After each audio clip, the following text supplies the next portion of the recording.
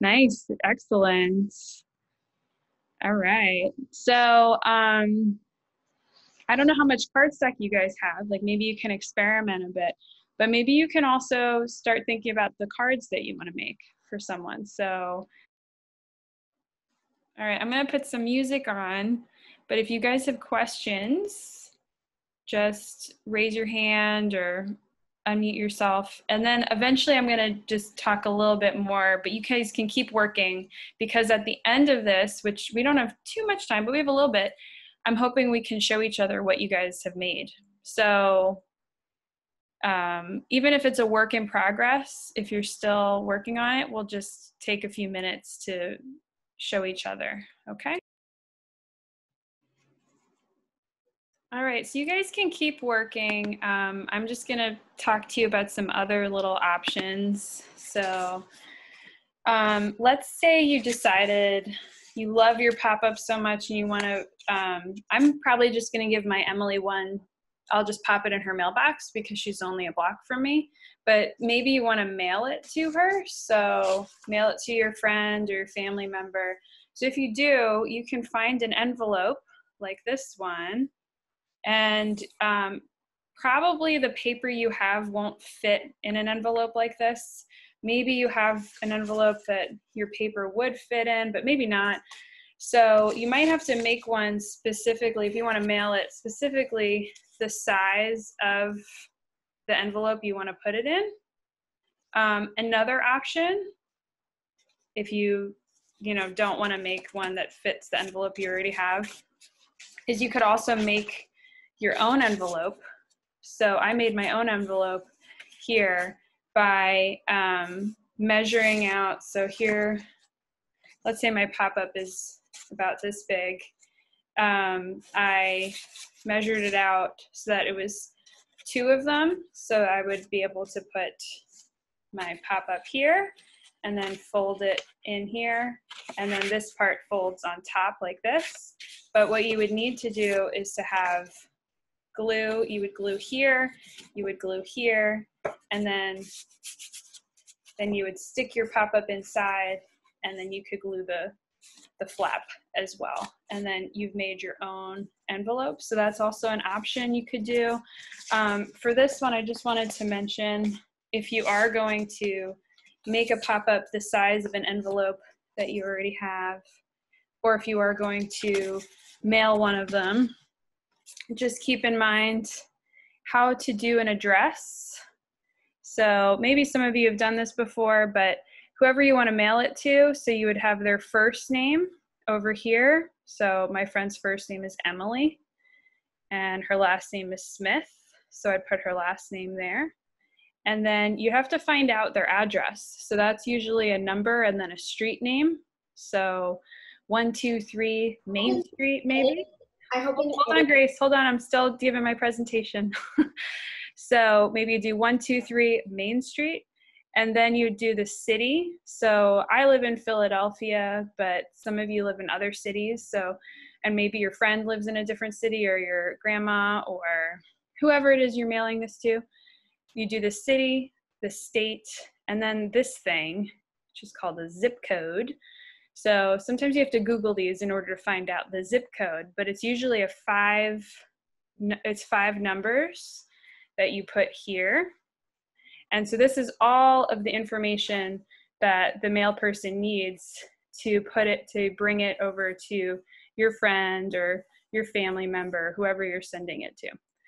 And then up here, you have your name, your street address, and your city, state, and zip code. So you'd have to know all that information. And does anybody know why you do that? Like why you have to put that on there? All right, I'm unmuting you. Go for it. It's so that if your mail for some reason doesn't get to the person that you want it to send, it's called a return address. So the mailman can send it back to you if it doesn't get sent to the person.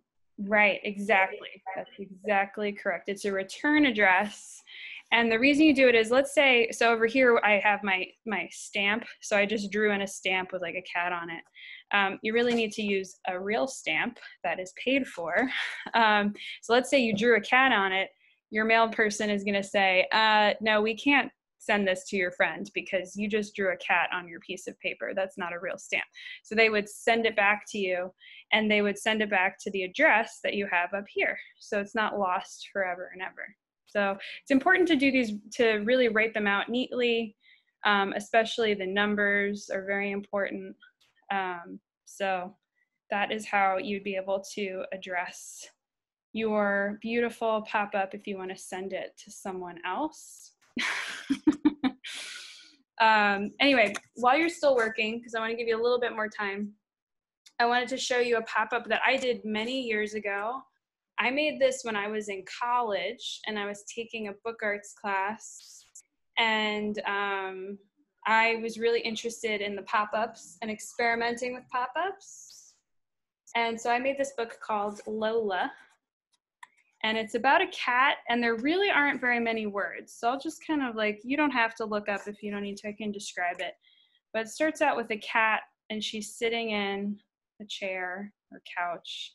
There's like a little plant on a side table, and you can kind of see I did a different color in the back. And what I did was I was gluing together my pop-ups. So there's one pop-up, and then there's another one. So then the cat Lola, she decides to leave the house. And this is all done with cut paper. So I didn't draw anything, I just cut everything out of paper. And see, I made little pop-up steps there. And so she leaves the house, she walks along a fence, and she walks around. That's actually my campus where I went to college. That's what it looks like. She's going around. That's where I took French classes. This is very beautiful castle. It looked like Hogwarts. And then she goes into, this was our library. So there's lots of pop-ups here. See all of those boxes that I made? And then she goes to this reservoir where I used to go on runs. So there she is at the reservoir. And then she went to Main Street, which is where all of our stores and shops are. And then that one doesn't like folding so much. There we go. And then she hears something. And what does she hear? She hears her owner saying, Lola. And so then she goes back home. And then she starts where it began. She is back on her couch. So it's Lola's little adventure. But I wanted to show you this because I wanted to show you that you can also glue your pop-up cards together. And you could actually, so if you really, really get into pop-ups, you could create an even longer story if you wanted out of your pop-ups. Okay? So I think that's everything I wanted to show you guys. I'm really interested in seeing what you've made. And so until then, maybe you can finish up those, you know, even if it's just one page or whatever of your pop-up, but try to have like a nice, you know, try to have a background and a foreground and maybe some writing. That'd be cool, right? And then for tomorrow's supplies, it's really the same stuff. So I would recommend white cardstock or thick like light colored paper. It doesn't have to be white, but it's harder to draw if it's like, you know, dark purple like this or brown. It's harder to like be able to draw on top of that. And it's the same stuff that we had today. So thank you guys for doing this. And I hope everyone can get their snacks. And if you have questions, I'll hang out for a little bit. If you're like, oh wait, how did you do that pop-up part? Let me know. Okay? And I'm gonna unmute everyone and we can say goodbye. Bye guys. Bye. Bye. Bye. See you soon. I'm starving. Bye.